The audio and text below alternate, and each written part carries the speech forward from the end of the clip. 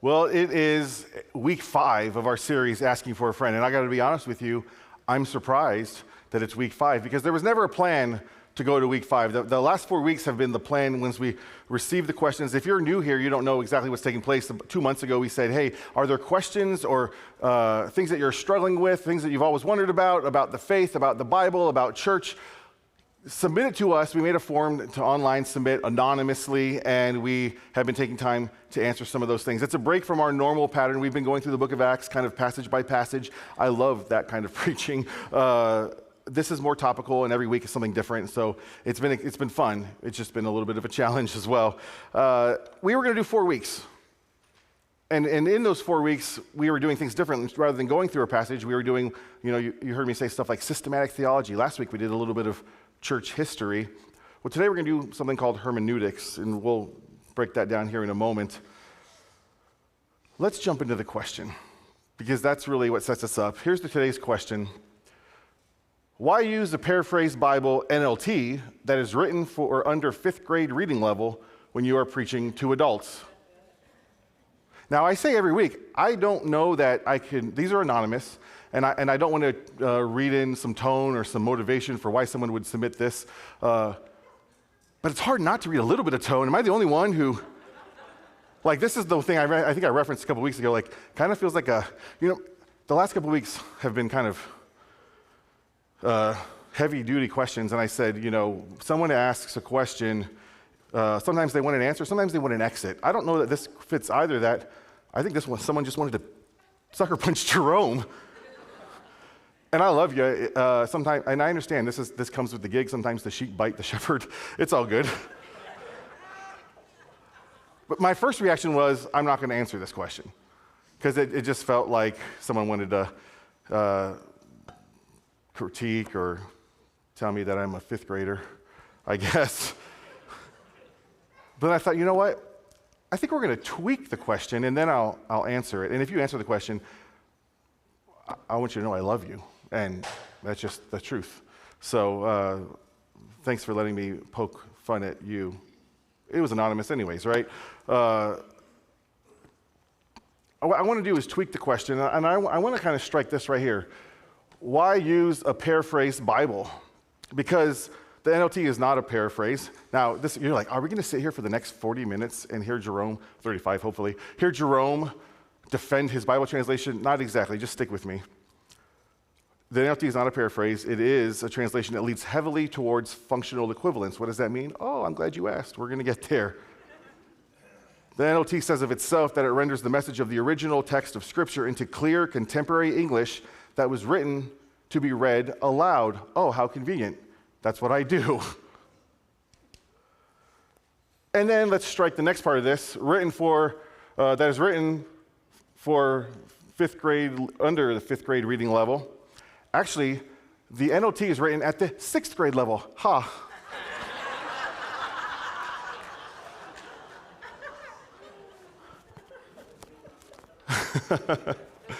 As you can see, here are a number of translations. Some of the most popular ones, NIV, 7th and 8th grade level, just slightly above here. King James is the 12th grade level. Now, let me explain. This is not quality of translation. Oh, it's certainly not quality of translation. This is how hard is the English that it's translated into. So this reads at a 6th grade level. This reads at a 7th and 8th grade level. Let's see. New King James is 7th grade level, just above. And so you can see it's a little more on the, by the way, this goes this way. It's a little bit on the lower half in terms of, and there's a reason for that. And that is this. Let's go back to the question. We're going to strike the part about when you are preaching to adults. Truth of the matter is I don't preach to just adults. And I want those who are not adults to understand what is being said. In fact, if I was just preaching to adults, do you know the average literacy, like reading level for adults in America is 7th to 8th grade? Not saying that you're not smarter than a 5th grader. I'm just saying, even if, like, I have a master's degree, but I don't read Shakespearean stuff all the time. That's not my normal reading level. That's the 12th grade level, right? That's what a number of surveys say. I found one survey that said 54% of Americans that they surveyed, and I don't know how they came up with this number, read below the 6th grade reading level. So I don't just preach to adults, but even to the adults, we want this to be accessible. You know, in fact, let me add to that. I don't just preach to Christians. People who have no familiarity with the Bible should come in and hear God's word clearly and plainly, with clarity. And I don't just speak to, actually, I don't even speak to just native speakers. We have a couple who maybe this is their second language. Third, talaga. So let's rephrase the question. Why do you use the NLT when you are preaching? Now, once again, this is not a defense of my choice of the translation. This is a launching pad into talk about translations. I would say that along with this, other questions that would have probably been appropriate for something along this line is, why are there so many translations?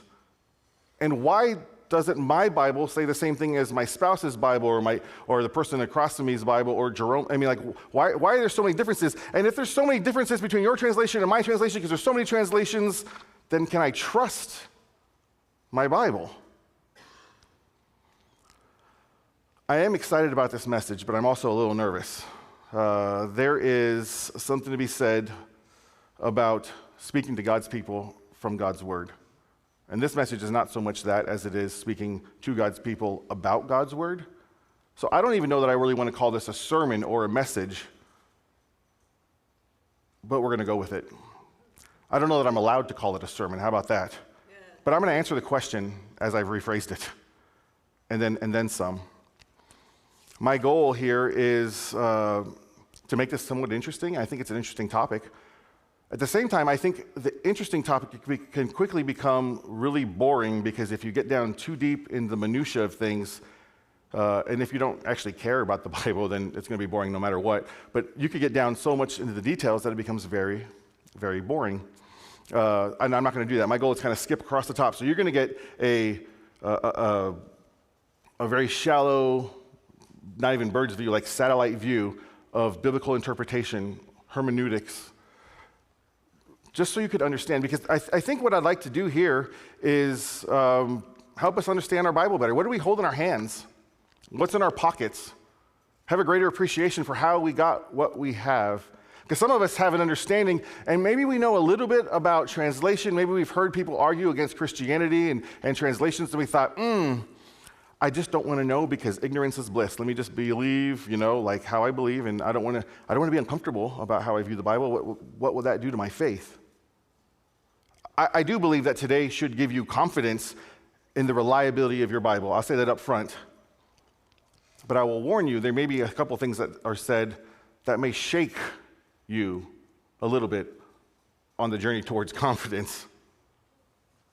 Maybe you'll actually decide, hey, I want to investigate a secondary Bible that I could complement what I use on a regular basis. Or maybe you'll say, oh, I might need to change my translation, my primary reading translation. Maybe this for you would inspire you to research and kind of dig in, and maybe this message will not be enough. And if that's the case, then you're my favorite. Good for you.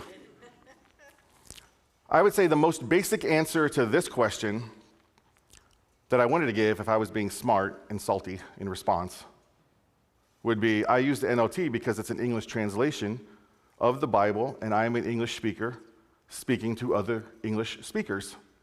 That would be a good answer. Because here's the deal. The Bible needs translation. Translation is needed. There's 66 books in the Bible. Many of you know that. Or at least in the Protestant Bible, there's 66 books.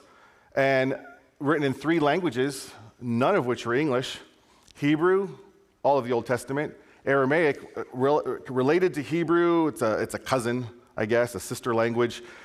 Just parts and portions of Daniel and Ezra. And then we have Greek, which was all of the New Testament. Koine Greek.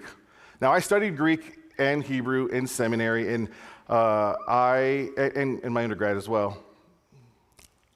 I'm not a master. In order to be a master of biblical languages, you have to devote your life to it. I have enough to make me dangerous, that I can lead us astray sincerely.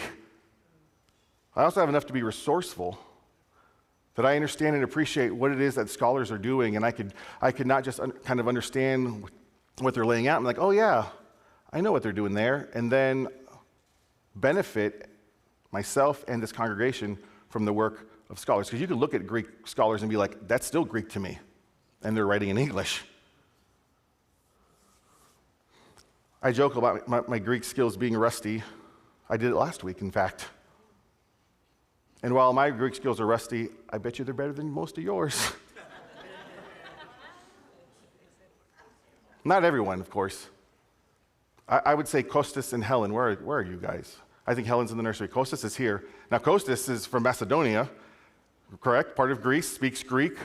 The modern Greek speakers, hear this, modern Greek speakers, high school graduates, they estimate, can understand biblical Koine Greek, which is not a language that's used any longer, but they say they could probably grasp 30 to 50%. Maybe on a good day, Kostas, I don't know. But so I'm going to say that Kostas knows more than anyone else in this room at this moment. But that would be the exception. So English translations are necessary. Can we just thank God for translations? And man, I could do church history. We could talk about how the normal people in the church never had a Bible. We could talk about how the printing press changed the church and changed the world. Thank God that His Word is accessible to us. Something we take really for granted with the 15 Bibles on our shelves. And how many Bibles in your phone? Here's the thing, though. Because we are English Bible readers, we are at the mercy of translators and the choices they make. Now, I'm cool with that, assuming that we have good Bible translations. Now, what I'm about to say might make you a little uncomfortable, but just hang with me. Translators of your Bible that you're holding or that you're looking at this moment, those translators have made choices to determine what the original Hebrew or Greek author was really intending to express, which seems like an interesting statement. Translators make choices in the job of translating. They do some interpretation in the process of translating, and we're going to talk about why. Let me give you an example. 1 Corinthians 7, 3 through 4. This is 1 Corinthians 7, 3 through 4 out of the New King James Version. If any man thinks that he is behaving improperly toward his virgin, and it goes on, but that's enough to illustrate where we want to go. This is very literal to the Greek. Structure, language, word for word type of thing. This is very literal. But what's it talking about? Who is this virgin? And what is the relationship toward his virgin? Who's this man and who's this virgin? So the King James is like, we're going to go super literal and super Shakespeare. And New King James is like, we're going to we'll get there in a second. Let me give you so this is literal, but it's not very helpful. And here's the thing, this is ambiguous, right? The problem with this being ambiguous is 1 Corinthians wasn't ambiguous to the Corinthians. Paul didn't intend to write something that was ambiguous and say, I wonder if the Corinthians can figure this out. It was very clear to the original audience. In fact, the original audience knew exactly who this man is and who this virgin is in Paul's instruction because they wrote a letter asking the question. So if it was clear to them, shouldn't it be clear to us? So other translations and the translation people have made choices. Let me give you a couple of them. This is small, I know. NASB, if any man thinks that he is acting unbecomingly toward his virgin daughter, If anyone, in an NIV, if anyone is worried that he might be acting honorably toward the virgin he is engaged to, well, that's very different than daughter.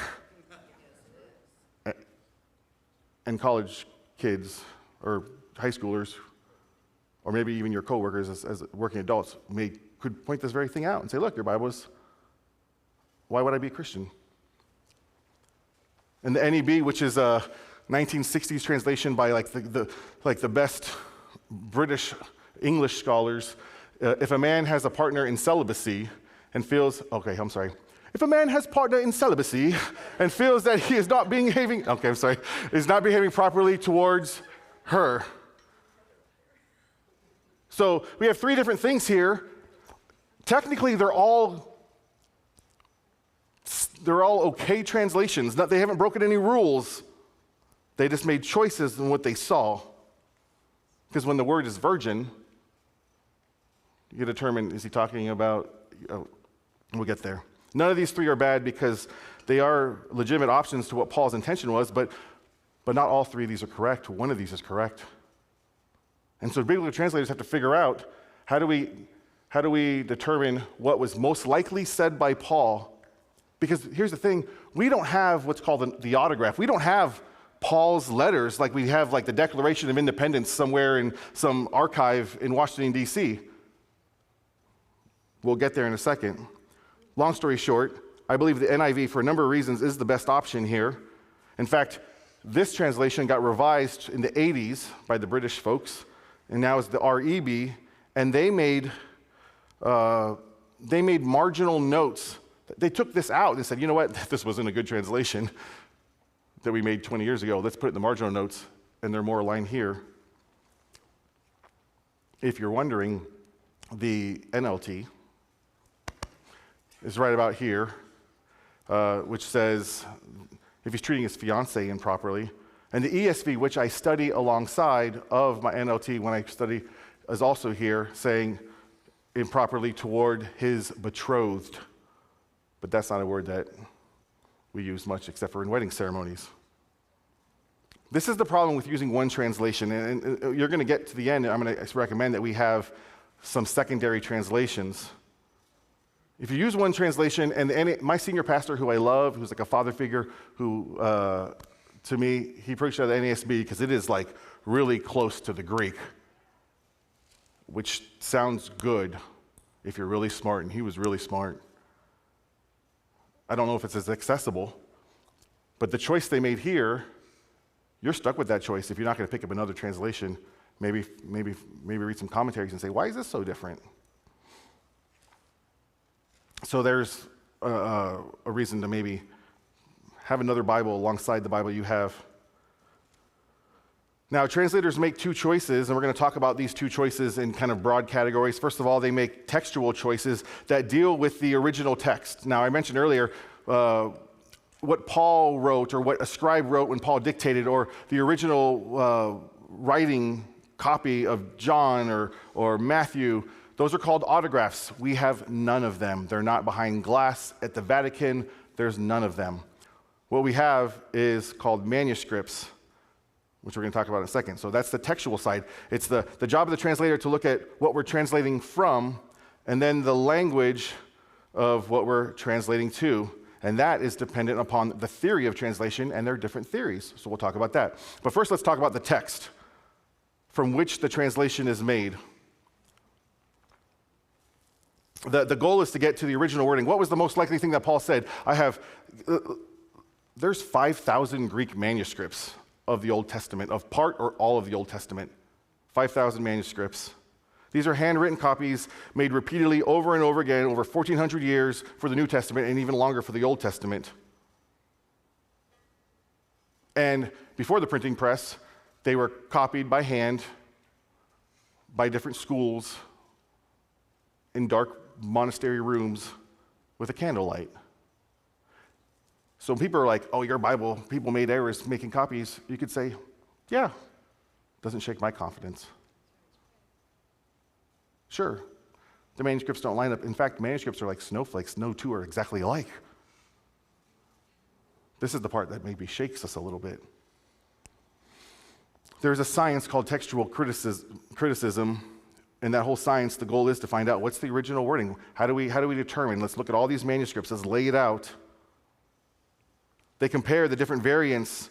They determine which ones represent errors because they know this school right here, these folks and the manuscripts that come from here, it's dated really late, or these ones, they had a theological agenda, so you see why they made some changes. I mean, you have a number of things that the science, and it is a science, and this is the shorter section of the two because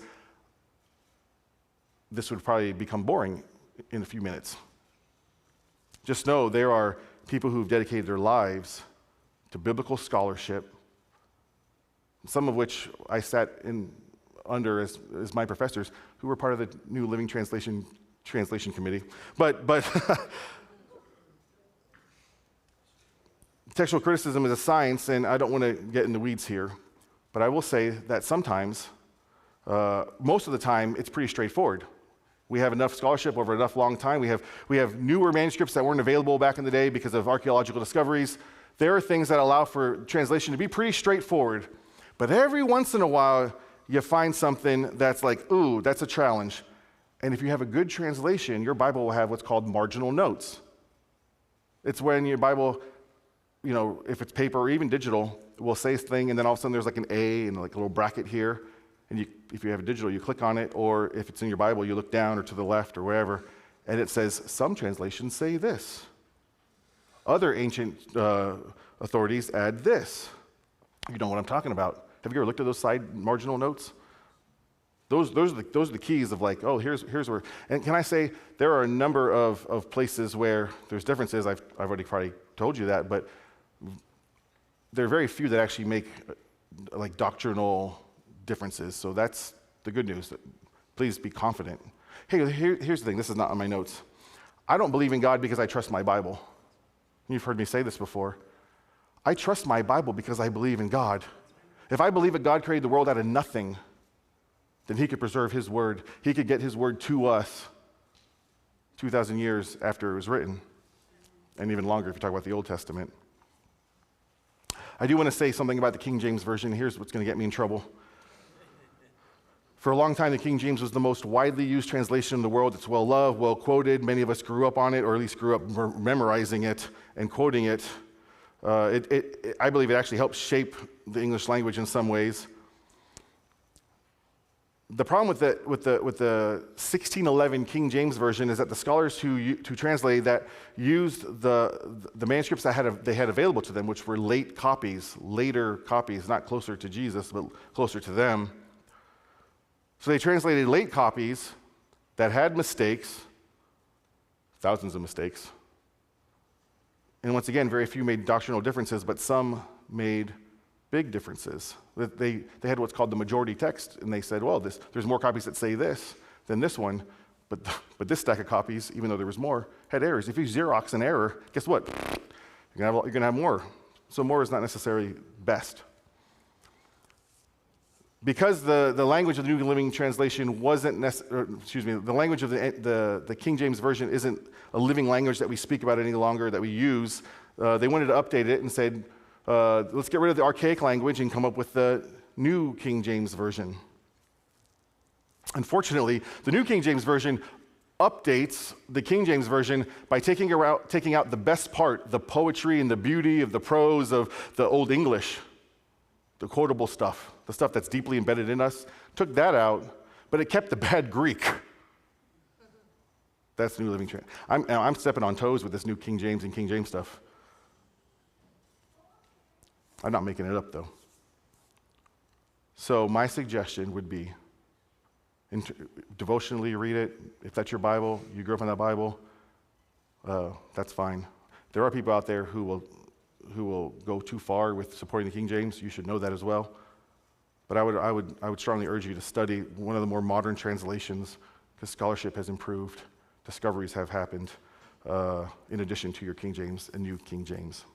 Now let's talk about the language. So that's the text from which the translation is made. Let's talk about the language to which the translation is being made into. It's not from which, but to which.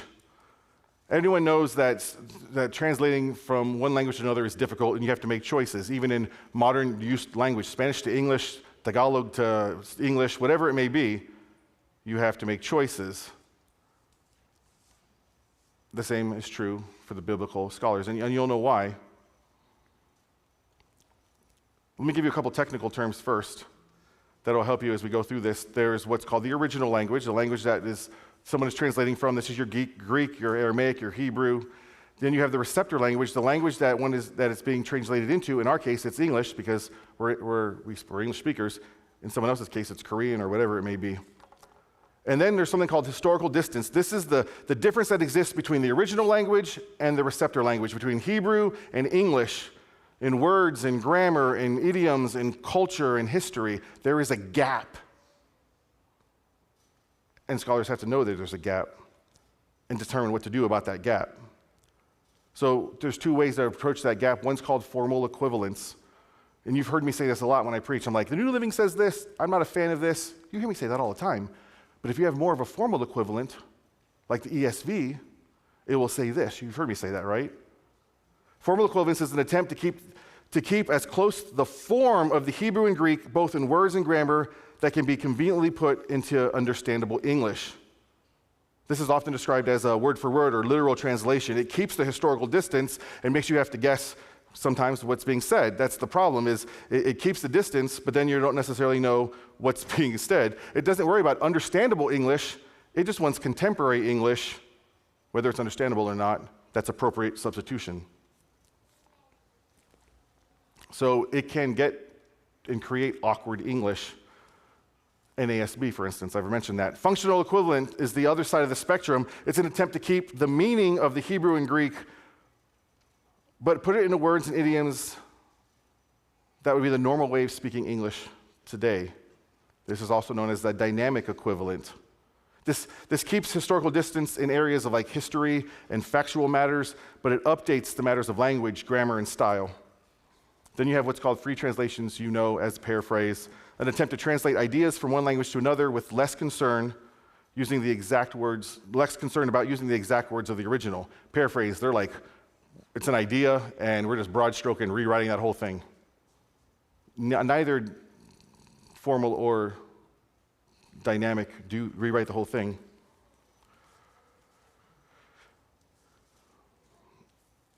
Free translations or paraphrase tries to eliminate the historical difference as much as possible.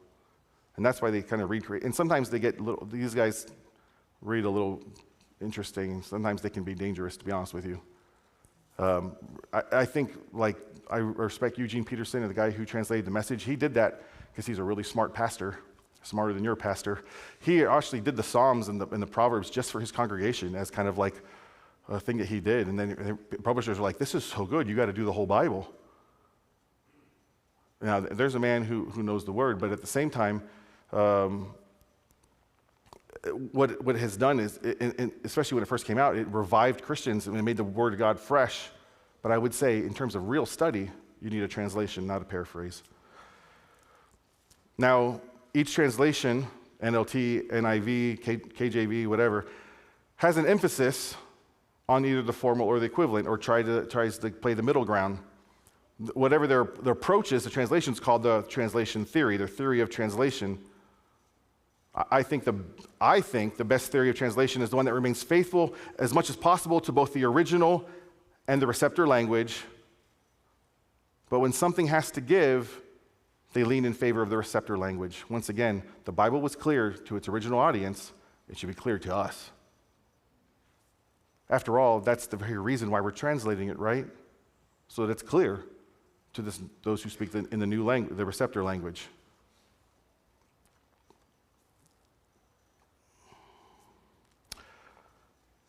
All right. Now we get to the fun part. This is the fun part as far as I'm concerned. But that whole dynamic versus formal is why I speak from the NLT, because it's dynamic, and it reads really dynamic. And if you see spectrums and scales, you could Google this, Bible translation spectrum. It'll have like formal and dynamic, but some of them will say formal, dynamic, and then paraphrase. And the NLT is kind of scooching close to that line. It's skipping that line, so fair enough. But it's still a translation. All right, problem areas. This is we're going to drive it home here. Problem areas, this is the fun part, because speaking of choices, have you ever wondered why your Bible says something different when it comes to weights, measures, and money? When you come across some sort of currency of the ancient world, translators have a choice. Do I translate this, or do I find the modern day equivalent? If it's money or weight, do I go pounds? Do I go dollars? Or do we keep it? Because if we keep it, and we call it transliteration, we take the old word from that language and put it into English, just keep the word, like the word Volkswagen. We don't translate Volkswagen, but if we did, that would be called the People's Car Company. We transliterate from German to English.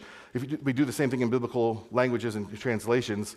Words like baths, ephahs, homers, shekels, and talents mean nothing to most of us, or all of us, except for talents. Talents is actually kind of confusing because we think about ability.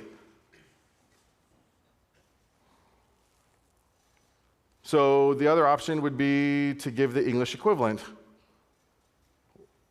What's the English equivalent of biblical weights and measures? Is it pounds and feet for your Americans, or is it liters and meters? Oh, I like that. Liters and meters for the rest of the world. And then if you find out, well, this amount of money that Judas received for selling out Jesus equals to this much dollars in today's dollars, in a couple years, that calculation is no longer valid. Hashtag inflation. So sometimes, and I will tell you, when it comes to weights and measures, sometimes precision does not matter, sometimes it does. When it does matter, Isaiah 5:10, look at this. This is Isaiah 5:10. For 10 acres, marginal note, for 10 acres of vineyard shall yield but one bath, and one homer of seed shall yield but an ephah. In my mind, especially, yes, 10 acres of vineyards, and they can only fill one bathtub of wine? That's not the unit of measurement. And then isn't the ephah like the apron that the high priest wears? No, it's an ephod. They kept it true, but and then NLT goes the other side. 10 acres of vineyard will not even produce 6 gallons of wine. Then baskets of seed will yield only 1 basket of grain. Now, if you click this and this, the next slide will show you that they actually have. Don't they have? If you click. It's this one. This one right here speaks to both bath and ephah. These are marginal notes now. Can you go to the next slide? For the ESV, the marginal note says bath and ephah. This is literally copied and paste from the marginal notes. 10,000 talents. Click that button. A talent was a monetary unit. By the way, it was a different.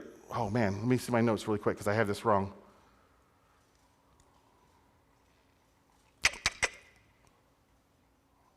I don't really make the note. First of all, these are not the same currency. How about that? This was a Greek one. This was a Roman currency. A talent was a monetary unit, Roman monetary unit, worth about 23 years' wage for a laborer.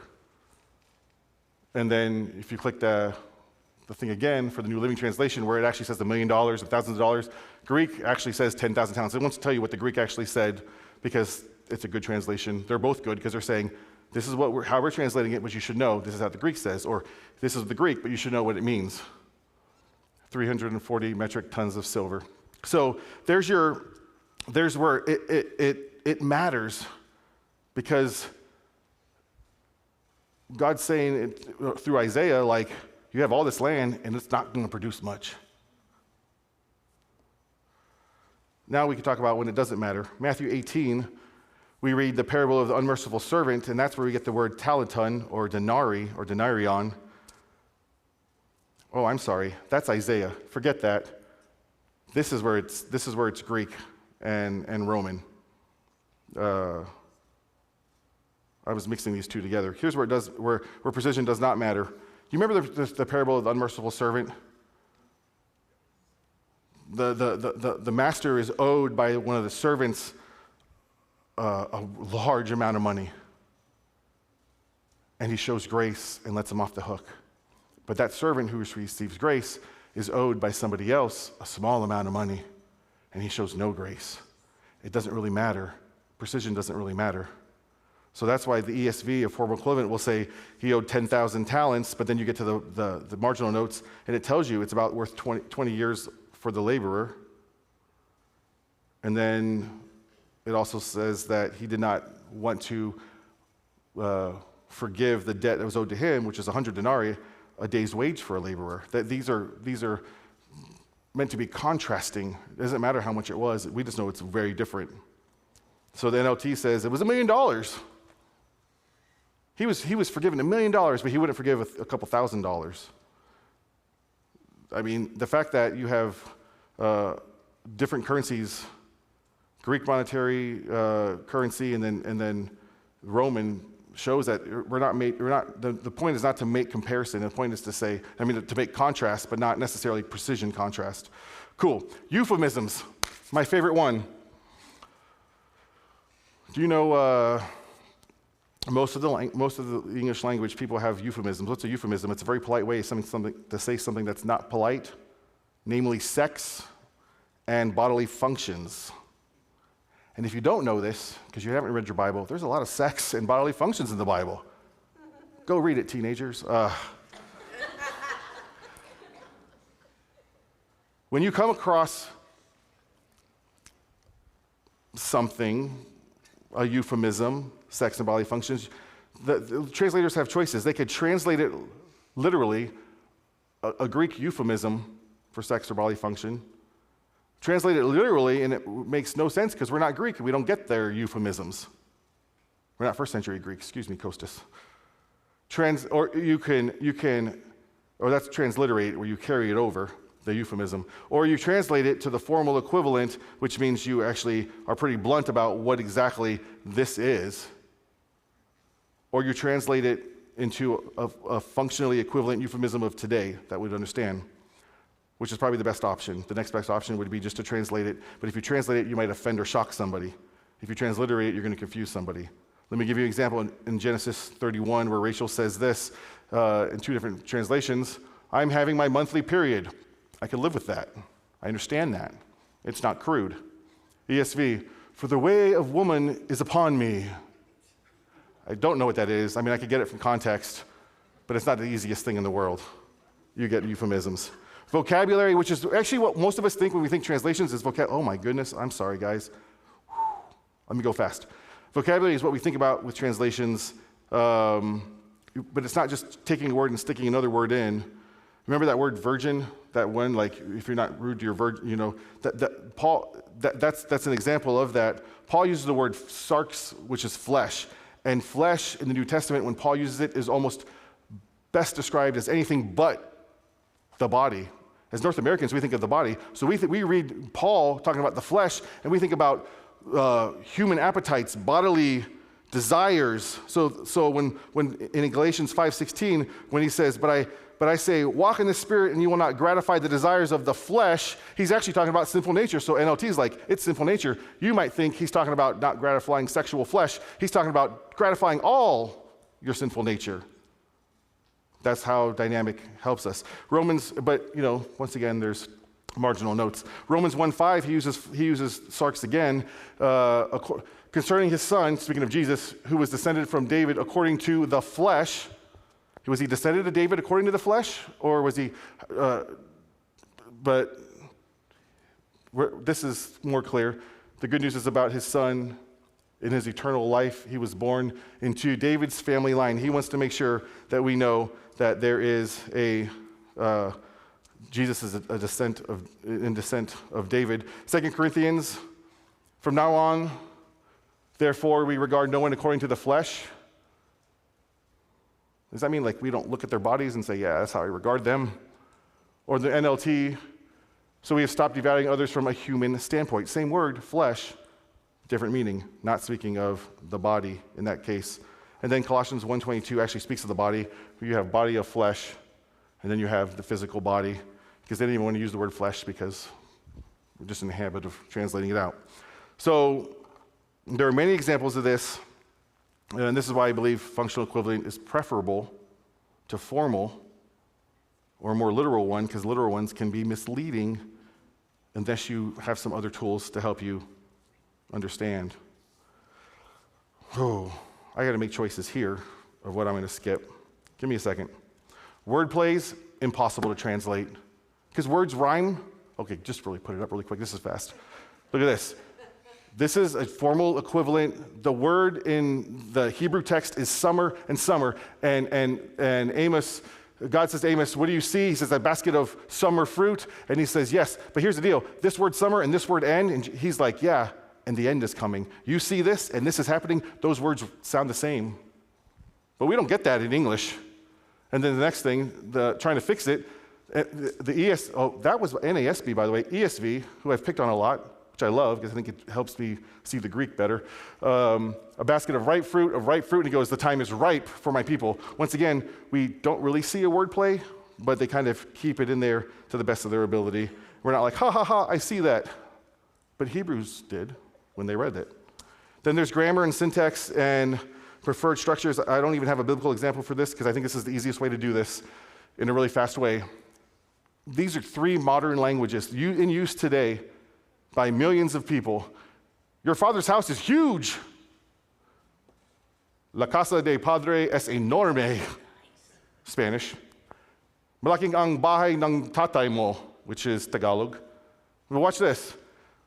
If these languages vary so greatly, imagine what ancient 2,000-year-old languages do. Your father's right here it's in the middle, here tatay mo is in the end. Next slide, you have house in the middle, house at the beginning, house in the middle. Next slide, you have huge, enorme, malaki. So that's a super simple illustration of how things change when you translate from language to language. Imagine what it's like for languages that are not in use anymore. And finally, there are matters of gender. I'm bringing it to a close. Perkins is still open.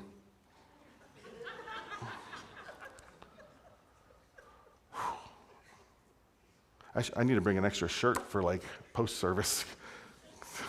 All right. There's matters of gender. As soon as I said that, some of you are like, oh, matters of gender, what are we doing? We're making God feminine. No, it's not what we're saying.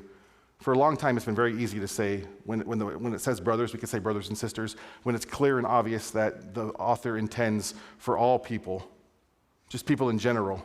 That's an easy thing. Usually, it doesn't affect the meaning whatsoever if it's clear that it's meant to be brothers and sisters. But sometimes it can be problematic when you take man and make it person. Here's an example in Psalm 1, verse 1 and verse 2.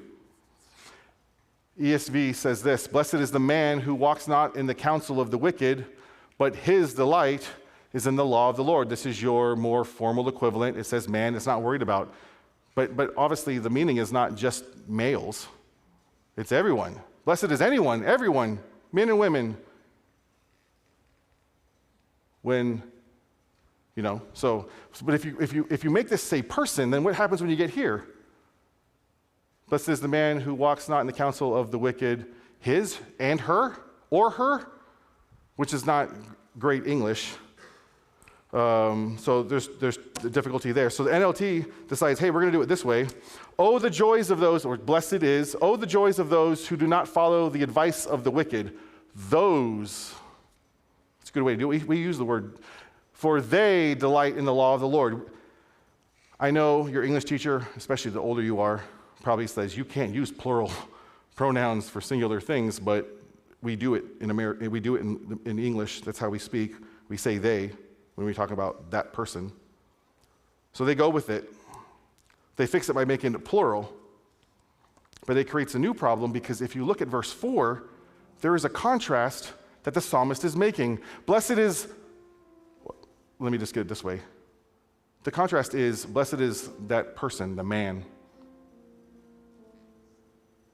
Not so the wicked, the plural wicked. There's a plural singular contrast there. So the NIV does it this way. Blessed is the one who does not walk in step with the wicked, but whose delight is in the law of the Lord. Choices. And if there's so many choices that they have to make, then here's what I would encourage you to do. You need to make choices too.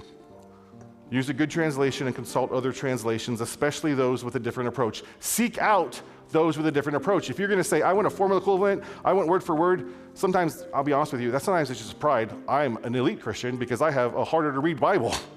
That's foolishness. But if that's your thing, do it. Get a dynamic equivalent to help you understand what you're reading. I know that's an over-exaggeration, excuse me. Or if you want a more dynamic equivalent, find something that's more formal. They work with each other. Have a regular translation, because if you live in one translation, those are the ones those are the verses you memorize. There's a consistency to that. There's side notes, there's marginal notes. You're good, but then find for study some other translations. And if you really want to dig deep, find a commentary. I want you to, if you're considering looking for a secondary Bible or another, or maybe reconsidering your Bible, go to the publisher's website, because they build these websites specifically for that translation. And you can see the translation committee, you could read about their theory and why they made choices that they made. And it's really, really good stuff. If God's word is important, if it's a light and a lamp to guide our way, if it reveals the hope that we have, then maybe we should take some time to fully grasp and appreciate what it is that speaks life to us and be intentional. That Bible you were given for graduation as a high schooler, it's wonderful. I'm glad you have lots of notes in it, but there's other ones out there that could enhance your walk with the Lord. And that's why I use the New Living Translation. All right, we'll get out of here. The band's going to come. We're going to sing In Christ Alone, because really, that is the hope we have, and that is what the Bible reveals. God's word to us, spoken in human words through human history. Aren't you glad the Bible's not just dictated to one dude who has the right to tell them to do this and don't do that? It might make things easier, but that sounds terrible to me. We have poetry and history and letters. God's word to you, told in human words through human history. Thank God for those who make it accessible to us. Would you stand as we sing In Christ Alone?